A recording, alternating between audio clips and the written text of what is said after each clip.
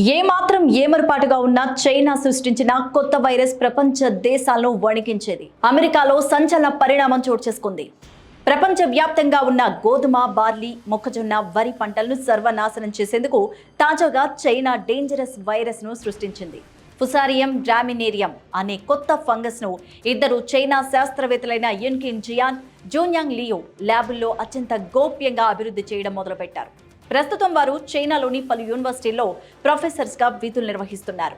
అయితే వారు తాజాగా అమెరికాలోని మిషిగన్ యూనివర్సిటీలో పరిశోధనల కోసం ఫుసారియం గ్రామినేరియం శిలీంధ్రాలను తరలిస్తూ ఉండగా డెట్రాయిట్ మెట్రోపాలిటన్ ఎయిర్పోర్ట్లో అనుమానం వచ్చిన FBI అధికారులు వారిని అదుపులోకి తీసుకొని విచారించారు. అయితే విచారణ సందర్భంగా సంచలన నిజాలు వెలుగులోకి వచ్చాయి. చైనా కమ్యూనిస్టు పార్టీకి సైంటిస్ట్ జియాన్ అత్యంత విధేయులట. అదేవిధంగా ఫుసారియం గ్రామినేరియం డెవలప్ పై పనిచేసిన జియాన్కు అదే కమ్యూనిస్ట్ పార్టీ నిధులను సమకూర్చిందట. ఈ క్రమంలోనే FBI డైరెక్టర్ కాష్ పటేల్ సంచలన ఆరోపణలు చేశారు. అమెరికా సంస్థలోకి చైనా తన సైంటిస్టులను అక్రమంగా పంపిస్తోందంటూ ఫైర్ అయ్యారు.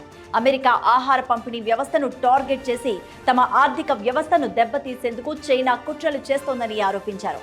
ఫుసారియం గ్రామినేరియం ఫంగస్ కారణంగా మానవులు, పశువులకు హాని కలుగుతుందని, వరుసగా వాంతులతో పాటు కాలేయాన్ని కూడా దెబ్బతీస్తుందన్న FBI అధికారులు పేర్కొన్నారు.